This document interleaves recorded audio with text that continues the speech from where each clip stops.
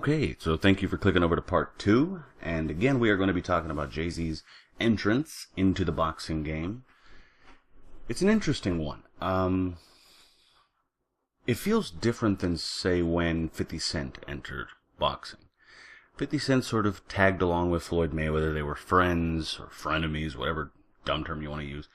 They seemed to have some history together, though. They liked spending time with each other, and you could tell there was some business venture in mind between the pair, which was kind of interesting. And had they been able to collectively stay, if they had they been able to stay together, you thought, well, maybe it'd be kind of interesting to see what they'd be able to do. They bring different components to the brand, and the brand could be marketed in an interesting way. So maybe it'd be interesting. But then when they split, it seemed as though 50 Cent still wanted to try. He seems like a lifelong boxing fan. He was involved as an amateur, and it seemed to be there for him, but he also seemed to have other interests that tied up his time, and he seems to be a guy that likes to be very hands-on with everything that he does. So he was going to be a bit diluted in his efforts, because he was always going to have other things going on. He still, is making his music, he still has his record label, he still has his vitamin water deal. I don't know what he's doing. You get my point. He has other things going on. I remember even during an interview prior to Yuriorkis Gamboa's fight with Terence Crawford, and he handled the former, and still handles the former, I believe. You got the sense that he was going to have to buckle down and start working in boxing a bit more now that things were potentially starting to pop off for him. But you didn't get the sense that he had been doing that prior to that Gamboa-Crawford fight, and you still haven't seen much signs of it happening since that fight. Jay-Z, on the other hand, he seems to be a guy that meticulously plans out his business ventures. He seems to hire the right people.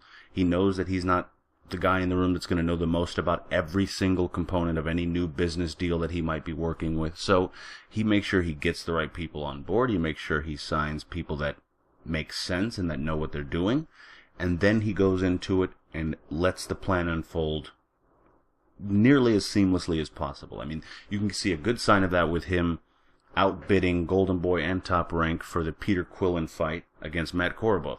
You didn't necessarily see that happening, but it makes sense. New York boxing right now, especially with the Barclays Center in Brooklyn, is really popping off. Quillen's a decent draw, and I would not be surprised to see that fight taking place there, of course.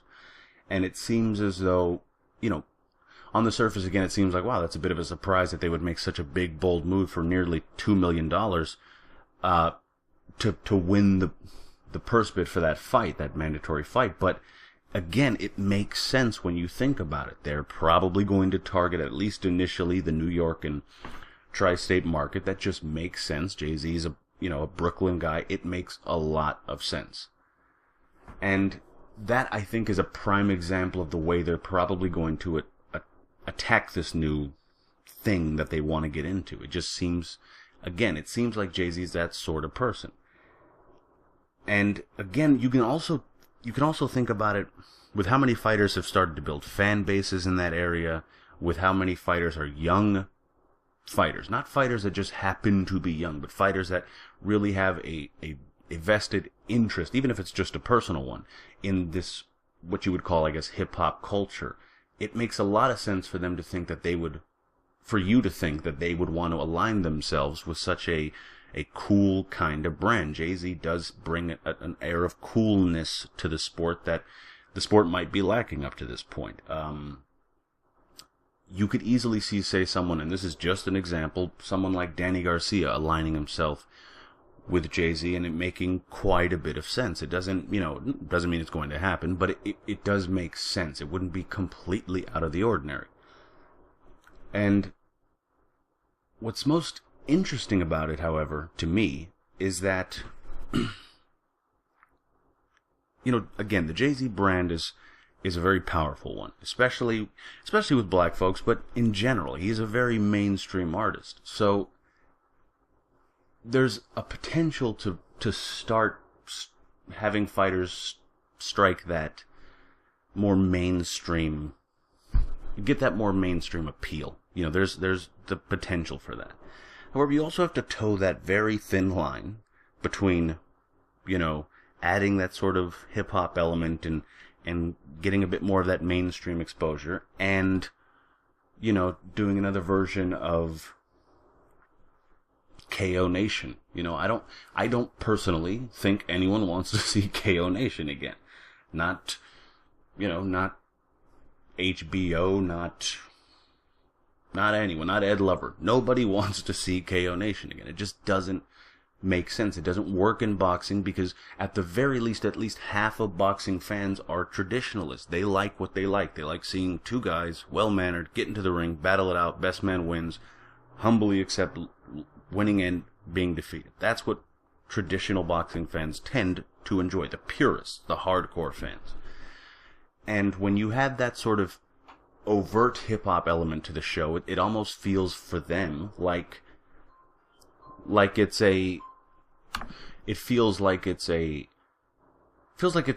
rap show.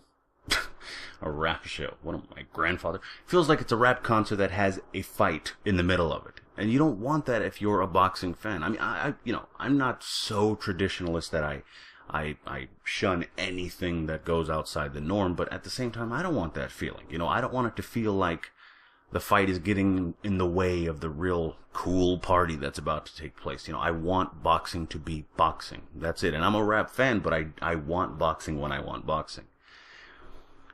But at the same time, yes, it would be interesting to see bigger names show up to the fights. It'd be interesting to have that Jay-Z cachet attached to some of the bigger fights and hopefully bigger and bigger fights in the future. So it's a very interesting line that firm is going to have to toe. It's going to be interesting to see how they do it. And it'll be interesting to see who they work with, who they don't work with. I mean, the most interesting thing about outbidding both Golden Boy and Top Rank is that they outbid both Golden Boy and Top Rank. I mean, that could just be a warning shot, if you will. Something that lets the two big dogs in America know that you mean business. Maybe that's not going to be a trend. But if it is a trend, it could really upset a few apple carts here, let's just say.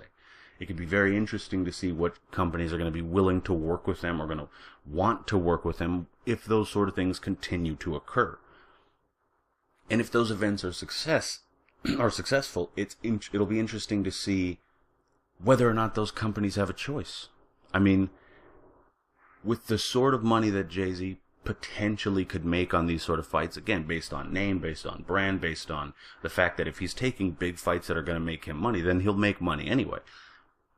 And, with this fight, for example, Quillin versus Korobov, it's a fight where, okay, it's not the biggest fight in the world, but if you had the opportunity to go to the first fight that Jay-Z promotes, you'll probably go just to see what it's all about, to see if it's any different, if it feels different, if it looks different. You want to see those sort of things. And of course, he's hired a lot of established boxing guys, which again is a testament to how sharp his business mind is. He does do the right things the way you should do them. It's interesting.